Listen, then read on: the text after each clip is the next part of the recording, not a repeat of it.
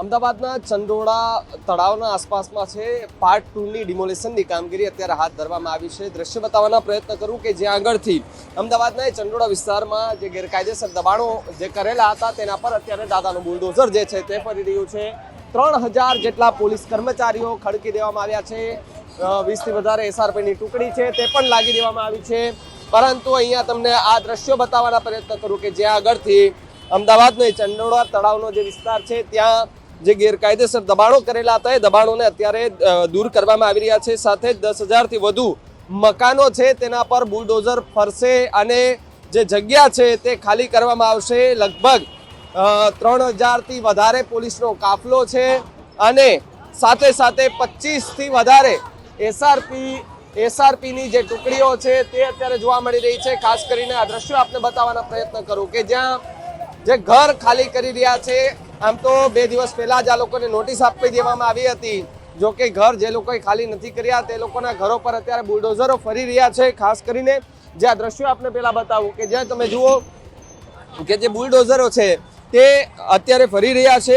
લગભગ આજે સવારે 7 વાગ્યાના અરસામાં કામગીરી હાથ ધરવામાં આવી હતી અને હવે આ દાદાનું બુલડોઝર જે છે તે ફરી રહ્યું છે। આપના દ્રશ્યો તમે જુઓ કે જ્યાં આગળથી ચંડોળા તળાવના વિસ્તારમાં ફરી એકવાર ડિમોલેશન પાર્ટ 2ની કામગીરી જે છે તે હાથ ધરવામાં આવી છે।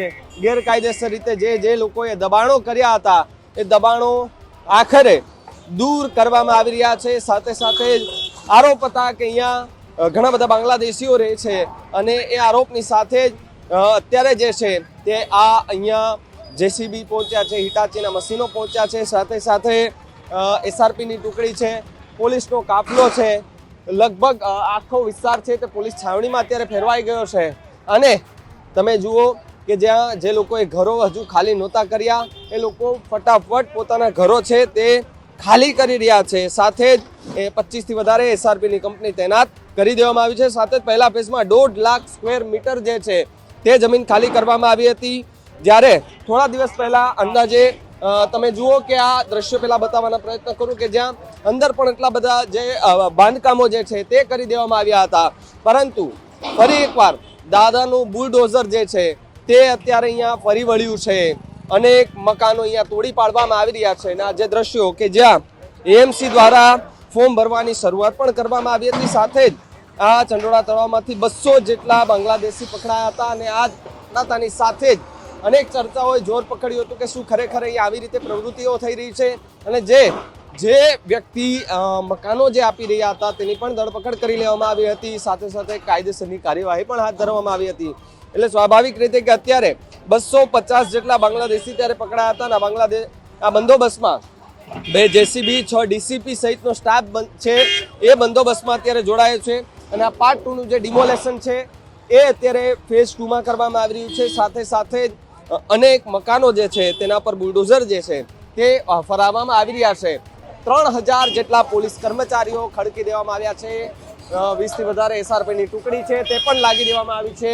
પરંતુ અહીંયા તમને આ દ્રશ્યો બતાવવાના પ્રયત્ન કરું કે જ્યાં આગળથી અમદાવાદનો ચંડોળા તળાવનો જે વિસ્તાર છે ત્યાં જે ગેરકાયદેસર દબાણો કરેલા હતા એ દબાણોને અત્યારે દૂર કરવામાં આવી રહ્યા છે। સાથે જ 10,000થી વધુ મકાનો છે તેના પર બુલડોઝર ફરશે અને જે જગ્યા છે તે ખાલી કરવામાં આવશે। લગભગ 3000થી વધારે પોલીસનો કાફલો છે અને સાથે સાથે 25થી વધારે એસઆરપીની જે ટુકડીઓ છે તે અત્યારે જોવા મળી રહી છે। ખાસ કરીને આ દ્રશ્યો આપને બતાવવાના પ્રયત્ન કરું કે જ્યાં જે ઘર ખાલી કરી રહ્યા છે।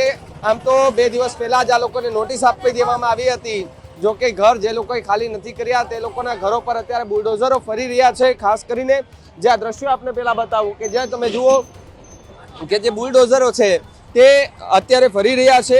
લગભગ આજે સવારે 7 વાગ્યાના અરસામાં કામગીરી હાથ ધરવામાં આવી હતી અને હવે આ દાદાનું બુલડોઝર જે છે તે ફરી રહ્યું છે। આપના દ્રશ્યો તમે જુઓ કે જ્યાં આગળથી ચંડોળા તળાવના વિસ્તારમાં ફરી એકવાર ડિમોલેશન પાર્ટ 2ની કામગીરી જે છે તે હાથ ધરવામાં આવી છે।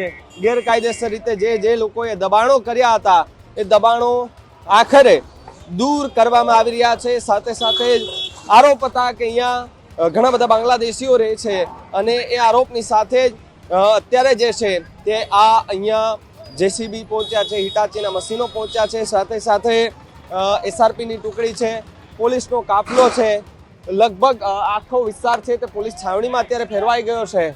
અને તમે જુઓ કે જ્યાં જે લોકોએ ઘરો હજુ ખાલી નહોતા કર્યા એ લોકો ફટાફટ પોતાના ઘરો છે તે ખાલી કરી રહ્યા છે. સાથે જ 25થી વધારે એસઆરપીની કંપની તૈનાત કરી દેવામાં આવી છે. સાથે જ પહેલા ફેઝમાં 1.5 લાખ સ્ક્વેર મીટર જે છે તે જમીન ખાલી કરવામાં આવી હતી. જ્યારે થોડા દિવસ પહેલા અંદાજે તમે જુઓ કે આ દ્રશ્યો પહેલા બતાવવાનો પ્રયત્ન કરું કે જ્યાં અંદર પણ એટલા બધા જે બાંધકામો જે છે તે કરી દેવામાં આવ્યા હતા, પરંતુ ફરી એકવાર દાદાનું બુલડોઝર જે છે તે અત્યારે અહીંયા ફરી વળ્યું છે. અનેક મકાનો અહીંયા તોડી પાડવામાં આવી રહ્યા છે. અને આ જે દ્રશ્યો કે જ્યાં એએમસી દ્વારા ફોર્મ ભરવાની શરૂઆત પણ કરવામાં આવી હતી, સાથે જ આ ચંડોળા તળાવમાંથી 200 જેટલા બાંગ્લાદેશી પકડાયા હતા. અને આ પકડાતાની સાથે જ અનેક ચર્ચાઓએ જોર પકડ્યું હતું કે શું ખરેખર અહીંયા આવી રીતે પ્રવૃત્તિઓ થઈ રહી છે. અને જે વ્યક્તિ મકાનો જે આપી રહ્યા હતા તેની પણ ધરપકડ કરી લેવામાં આવી હતી. સાથે સાથે કાયદેસરની કાર્યવાહી પણ હાથ ધરવામાં આવી હતી. એટલે સ્વાભાવિક રીતે કે અત્યારે 250 જેટલા બાંગ્લાદેશી ત્યારે પકડાયા હતા. આ બંદોબસ્તમાં 2 જેસીબી 6 ડીસીપી સહિતનો સ્ટાફ છે એ બંદોબસ્તમાં અત્યારે જોડાયો છે. અને આ પાર્ટ 2 નું જે ડિમોલેશન છે એ અત્યારે ફેઝ 2 માં કરવામાં આવી રહ્યું છે. સાથે સાથે અનેક મકાનો જે છે તેના પર બુલડોઝર જે છે તે ફરાવવામાં આવી રહ્યા છે. અને આપણે આ દ્રશ્યો જે જોયા તમે કે જ્યાં આગળથી ચંડોળા તળાવના કે જ્યાં ગેરકાયદેસર જે દબાણો કરેલા હતા એ દબાણો પર અત્યારે એએમસી નું બુલડોઝર ફરી રહ્યું છે. કેમેરા પર્સન કુલદીપ સુદ્રા સાથે ભાવિક સુદ્રા, ન્યૂઝ રૂમ ગુજરાત, અમદાવાદ.